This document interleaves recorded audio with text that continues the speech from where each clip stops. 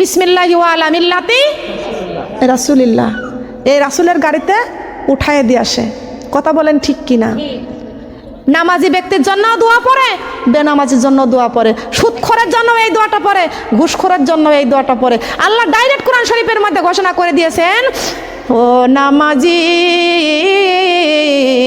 তুমি কোরআন দিয়ে নামাজ পড়ো, সুদ কেন ছাড়ো না। ও নামাজি তুমি কোরআন দিয়ে নামাজ পড়ো, সুদ কেন। সুদ যদি নাহি ছাড়ো, সুদ যদি নাহি ছাড়ো, নবীজির শাফায়াতে পাইবা না। ও নামাজি তুমি কোরআন দিয়ে নামাজ পড়ো, ঘুষ কেন ছাড়ো না। কোরআন দিয়ে নামাজ পড়ো, ঘুষ কেন। ঘুষ যদি নাহি ছাড়ো, ঘুষ যদি নাহি ছাড়ো, রাসূলের শাফায়াতে পাইবা না। ও নামাজি তুমি কোরআন দিয়ে নামাজ পড়ো, পর্দা কেন করো না। কোরআন দিয়ে নামাজ পড়ো, পর্দা। ও নামাজি তুমি কোরআন দিয়ে নামাজ পড়ো, পর্দা কেন করো না। পর্দা যদি নাহি করো, পর্দা যদি নাহি করো, রাসূলের শাফায়াত পাইবা না। ও নামাজি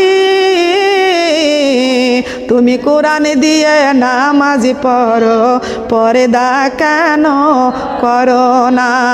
কথা বলেন ঠিক না বেটি? কার কথা? কার কথা? যদি সুদ না ছাড়ি রাসূলের শাফায়াত, ঘুষ যদি না ছাড়ি রাসূলের শাফায়াত, পর্দা যদি না করি রাসূলের শাফায়াত, বলেন পাবো কি? এই কাজগুলো আমাদের করার দরকার আছে কি আছে না? আল্লাহ পাক রব্বুল আলামিন যে হুকুমগুলো করেছেন ওই হুকুমগুলো পালন করব, যেটা নিষেধ করেছেন ওটা আমরা করব, ওটা আমরা করব না। তাহলে ওই ব্যক্তির জন্য ওই দোয়াটা সফলতা হবে, বিসমিল্লাহি ওয়া আলা মিল্লাতি রাসূলিল্লাহ।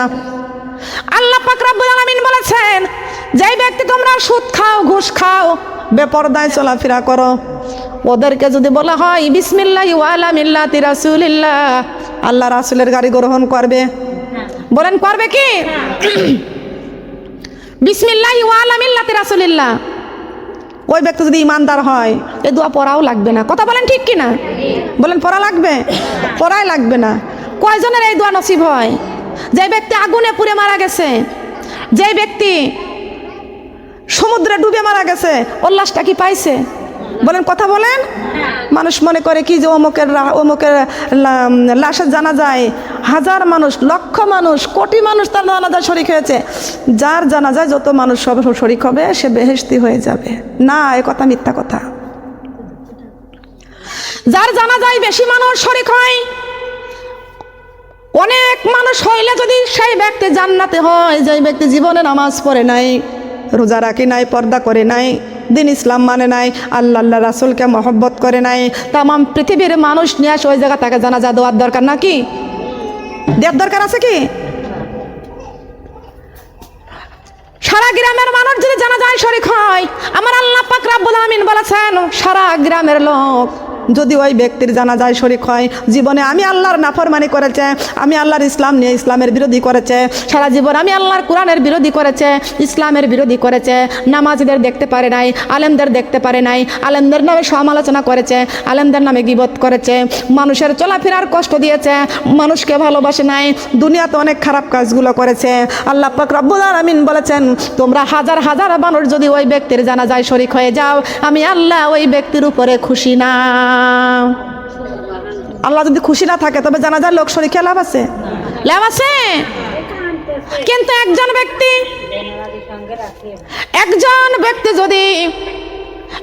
ব্যক্তি সমুদ্রের মধ্যে ডুবে গিয়েছে, তার পাওয়া যায় না, মাছে খেয়ে ফেলেছে, তার লাশটা গোসলও হয় নাই, কাপড়ও হয় নাই, জানাজাও হয় নাই, আমার আল্লাহ পাক রব্বুল আলামিন বলেছেন, আমার ওই বান্দা সারা জীবন আমি আল্লাহর ইবাদত বন্দেগী করেছে, আমি আল্লাহ আমার ওই বান্দার প্রতি খুশি হয়েছি। গ্রামের মানুষ তার জানাজা করুক বা না করুক, তার কাফন দাফন করুক বা না করুক, তার জন্য গোসল হোক বা না হোক, আমি আল্লাহ পাক রব্বুল আলামিন আমার ওই বান্দাকে জান্নাতের পানি দিয়া গোসল করাইয়া ফেরেশতার কাতারে দিয়া আমি আল্লাহ বেহেশতে প্রবেশ করাইয়া দিব। আল্লাহু আল্লাহ আল্লাহু আল্লাহ।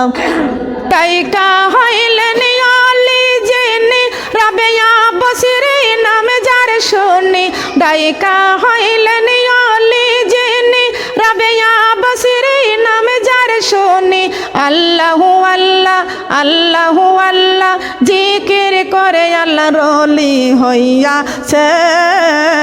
আল্লাহু আল্লাহ আল্লাহু আল্লাহ আল্লাহু আল্লাহ আল্লাহু আল্লাহ আল্লাহু আল্লাহ। ডাইকা হইলেন আলী যিনি শাহজালাল নাম যার শুনি, সুরিমা নদী পার হয়ে যাই, সুরিমা নদী পার হয়ে যাই বিছানার পর। আল্লাহু আল্লাহ আল্লাহু আল্লাহ আল্লাহু আল্লাহ আল্লাহু আল্লাহ। লা ইলাহা ইল্লাল্লাহু মুহাম্মাদুর রাসূলুল্লাহ। সবাই বলি সাল্লাল্লাহু আলাইহি ওয়াসাল্লাম। আমাদের মনের রাজাকে, কথা বলেন, মনের রাজাকে। ওই রাজা যদি আমাদের উপরে খুশি থাকে, আমাদের খাবারের অভাব আছে, পোশাকের অভাব আছে, গহনার অভাব আছে, শান্তির অভাব আছে। শান্তি দেওয়ার মালিককে বলেন, শান্তি দেওয়ার মালিক একমাত্র। কবরে অশান্তি আছে, কবরে অশান্তি আছে, মৌতে কষ্ট আছে, মিজানে কষ্ট আছে, ফুলসিরাতে কষ্ট আছে, কোনো কষ্ট নাই। একমাত্র মুসলমানদের সব চাইতে বড় রাজা একমাত্র আল্লাহ। এটা হলো আমাদের মনের রাজা, অন্তরের রাজা। সুবহানাল্লাহ বলেন। মনের রাজা কে? আমরা তো সে আল্লাহকেই অনেক সময় ভুলে যাই, ঠিক কিনা বলেন? আল্লাহ কি বলেছেন? যত্ন করে দিলামি কোরআন রত্ন করে রাখিও, আমি আল্লাহর কথা মনে হলে কোরআনে খুলে পড়িও, আমি আল্লাহর কথা মনে হলে। সবাই তোমায় ভুলে যাবে, কোরআনে তোমায় ভুলবে না, এই কোরআন দেখাবে তোমার জান্নাতের ঠিকানা। সুবহানাল্লাহ বলেন। সবাই একদিনই ভুলে যাবে, কোরআনে তোমায় ভুলবে না, এই কোরআন দেখাবে মোদের জান্নাতের ঠিকানা।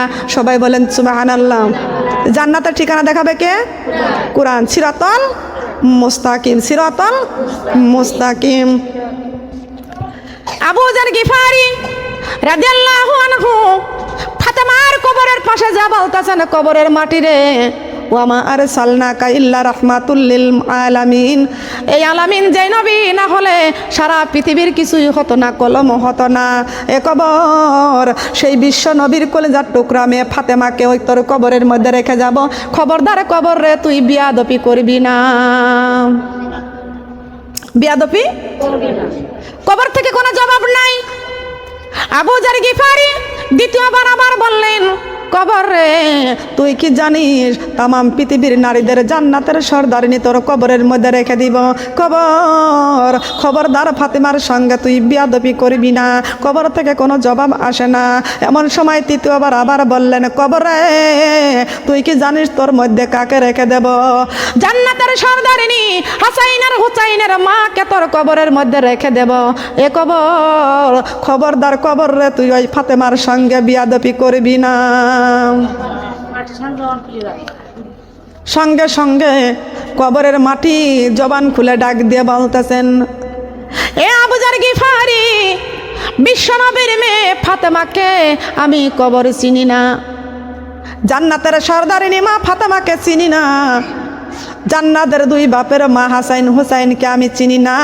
আমি কবর ওই ব্যক্তির জন্য আদবের সঙ্গে তাকে ঘুম পাড়ায় রাখবো। ওই ব্যক্তির জন্য সফলতা হয়ে যাব ভালো, ওই ব্যক্তি যার মধ্যে আমল আছে। কি আছে বলেন? আমল যার মধ্যে আছে, আমলে হয় আউলিয়া আর বেআমলে হয় দেউলিয়া। আউলিয়ার কবরটা মায়ের চাইতো হয়ে যাবে খাঁটি, সুবহানাল্লাহ বলেন। ও মদিনার মাটি রে তুই যে বড় খাঁটি রে, আমার নবীজির কারণে, আমার নবীজির। ও মদিনার মাটি রে তুই যে বড় খাঁটি রে, আমার নবীজির কারণে, আমার ও মদিনার মাটি রে তুই যে বড় খাঁটি রে, আমার নবীজির কারণে, আমার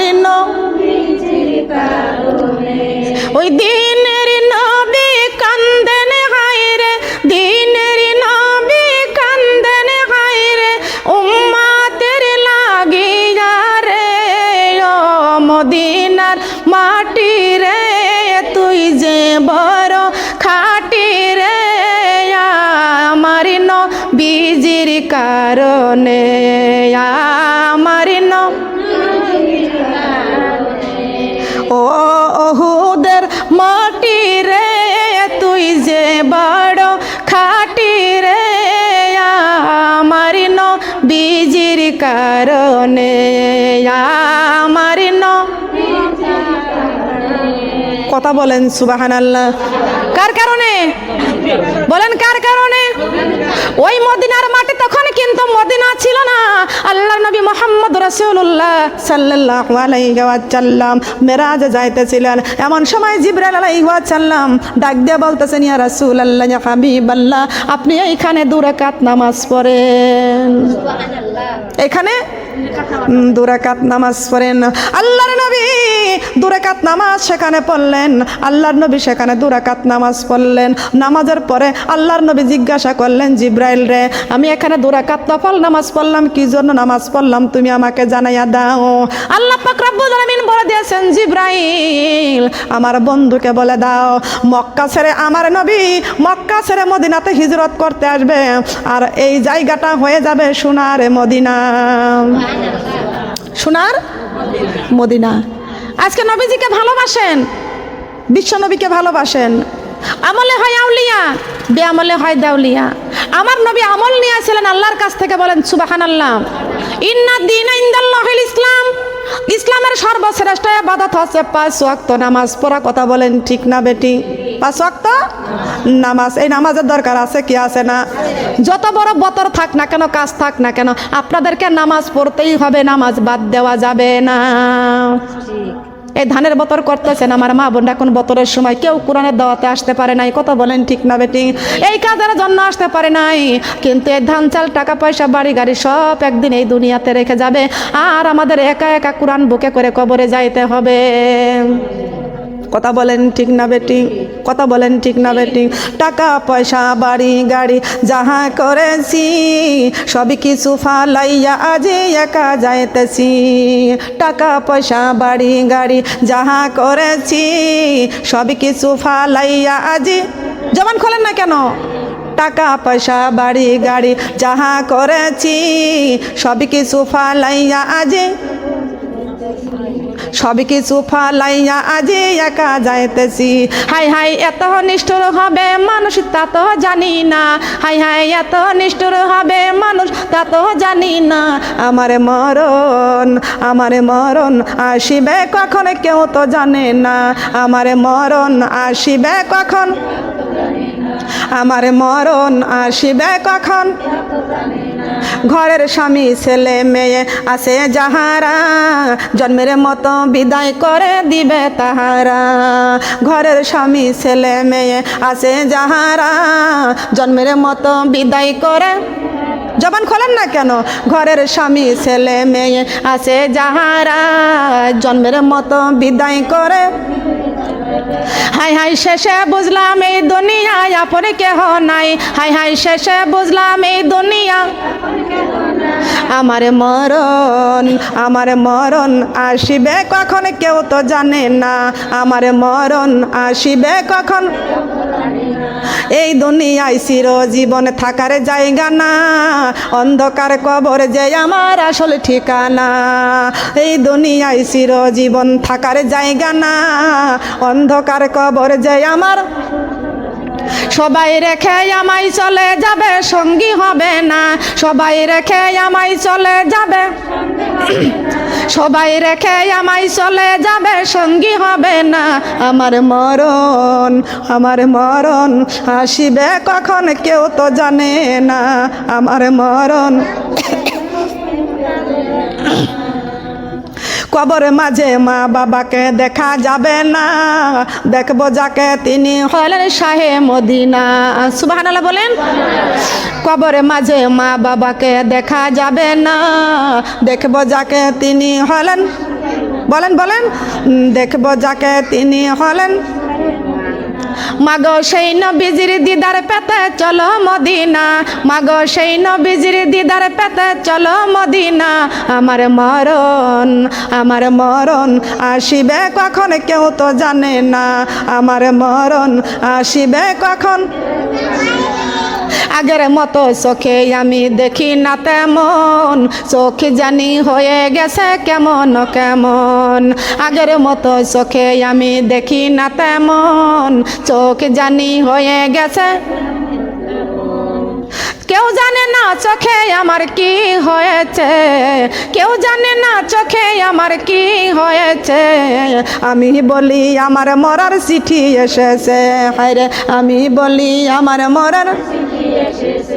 আমি চলে যাব আমায় তোমরা ভুইলা যাও না, আমি চলে যাব আমায় তোমরা। আমার মরণ আসিবে কখন কেউ তো জানে না, আমার মরণ আসিবে কখন। আগের মতো হাঁটতে আমি পারি না তেমন, শরীর যেন হয়ে গেছে কেমন কেমন। আগের মতো হাঁটতে আমি পারি না তেমন, শরীর যেন হয়ে গেছে কেমন কেমন। কেউ জানে না আমার দেহে কি হয়েছে, কেউ জানে না আমার দেহে কি হয়েছে। আমি বলি আমার মরার চিঠি এসেছে, হায়রে আমি বলি আমার মরার। আমি চলে যাব আমায় তোমরা ভুইলা যাও না, আমি চলে যাব আমার তোমরা ভুইলা যাও না। আমার মরণ আসিবে কখন কেউ তো জানে না। কথা বলেন ঠিক না বেটি? আমার চ্যানেলটা খুলে দেখবেন, রুহান ইসলামিক টিভি। আপনারা নারী বক্তা সকিনা বেগম দিয়ে সার্চ দিলেও আমার এই ওয়াজগুলো আপনারা পেয়ে যাবেন। সারা পৃথিবীর মানুষ আমার ওয়াজ শুনছে, আমার সারা বাংলাদেশের মেয়েরা আমার ওয়াজ শুনছে। সব জায়গা থেকে সংবাদ আসে, যারা জীবনে নামাজ পড়ে না তারা আল্লাহকে সেজদা করা শুরু করছে। বলেন সুবহানাল্লাহ। যে জীবনে পর্দা করে নাই তারা সবাই পর্দাওয়ালা হয়ে গেছেন। সুবহানাল্লাহ।